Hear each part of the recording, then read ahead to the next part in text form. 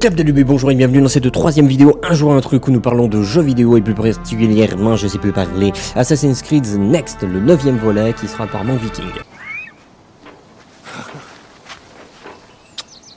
Mais qu'est-ce que j'ai mis comme gameplay ? Vous savez, bah oui, vous savez, moi je sais pas. Bref, on va parler d'un troisième truc pour ce Assassin's Creed qui sera difficulté adaptative. Oh le gros morceau! Oh le gros morceau sur lequel on est en train de se pencher, la difficulté adaptative, ça c'est le truc qu'a trouvé Ubisoft et qui le met dans tous ses jeux, et ça commence vraiment à m'agacer ce truc là. Alors on va passer point par point pour être plus clair. J'ai en horreur la difficulté adaptative, déjà il faut savoir ça, que je déteste ça. Moi ce que je préfère c'est ce qu'on avait à l'époque, tu vois, quand tu jouais à ton MMO, t'as une zone, elle est de niveau 1 à 10. Et si tu débordes sur la zone de niveau 20, et ben tout de suite tu le ressens. Parce que tu défonces du facochère, t'es en mode c'est plutôt équilibré, c'est plutôt de bon niveau. Donc de temps en temps il y a un petit équipement qui tombe, tout ça pour m'améliorer, des petites quêtes, tout ça, je gagne en puissance. Et puis là tu débordes un peu de la zone et tu commences à tatane contre un ours qui est en train de te tout-shot. Tu fais... j'ai pas le niveau, on va pas aller là. On va pas aller là. Et du coup, le fait d'avoir ça, c'est intéressant parce que ça donne du sens à l'exploration. Et tu sens par toi-même, sans savoir que tu as dépassé la frontière de la zone de début de jeu, sans savoir que tu as dépassé cette frontière-là, rien que de voir les ennemis, tu te dis oulala. Non, c'est pas pour moi ça là-bas. Et ça, c'est intelligent, tu vois. Ça c'est intelligent, c'est intéressant. La difficulté adaptative, c'est de la grosse merde. Parce que le problème, c'est que, en gros, si t'es dans la zone de début de niveau 1 à 10, j'ai une bêtise, et que tu la termines, tu passes à la zone 10 à 20, tout ça, etc. Il arrive un moment, genre t'es niveau 30, et je dis n'importe quoi, et tu retournes dans la zone de niveau 1 à 10, et ben les ennemis se seront adaptés à ton niveau. Donc ils vont être niveau 30. Ou 28, tu vois, un petit peu plus bas, tout ça. Mais ils vont être de ton niveau.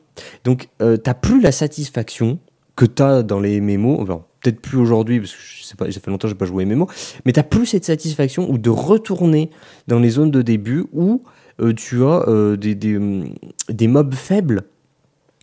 Et tu vois ta progression, tu vois, tu ressens le fait que ah bah oui, effectivement, j'ai progressé, j'ai vraiment avancé dans mon jeu. Tu l'as plus ça, parce que t'as cette merde de difficulté adaptative.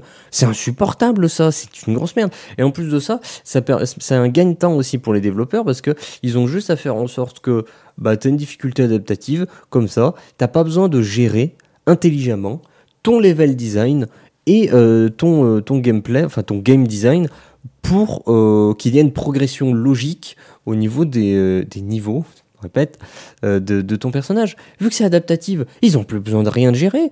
Ils ont juste besoin de gérer un petit peu, se dire, cette zone, faut être minimum 40, cette zone, faut être minimum 30, tu vois. Et c'est tout. C'est juste pour un tout petit peu orienté, et c'est tout. Et du coup, en fait... avec ça, je sais qu'ils gagnent du temps de développement, mais encore une fois, je veux pas qu'ils gagnent du temps. Moi, je veux qu'ils travaillent sur leur truc, qu'ils nous proposent un truc qui leur font plaisir de le partager.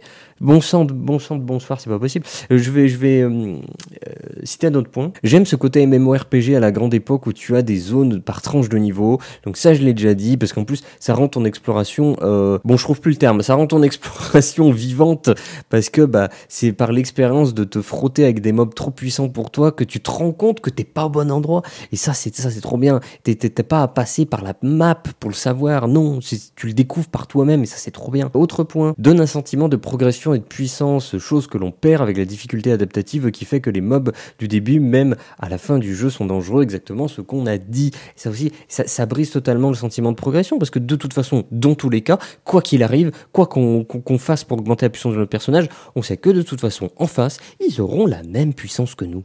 Et ça, c'est frustrant, et tu perds complètement l'intérêt d'avoir une progression dans ton personnage, donc tu perds totalement l'intérêt d'avoir des niveaux. Complètement. Et en plus, ça leur permet de ne pas avoir à travailler sur un gameplay, un game design vraiment élaboré pour ce jeu-là. Non, s'en fout. Difficulté adaptative. Choix de fainéant. Ok, clap de fin. Enfin, fin de truc. Oui, non, c'était pas le clap de fin. Bref, mais là, c'est le clap de fin. Je vous dis à demain pour la 4e truc sur le jeu Assassin's Creed Next et 4e et dernier truc sur ce clap de fin. Pour information, j'écris un roman de type fantasy accessible gratuitement. Je vous ai mis un lien dans la description pour y accéder.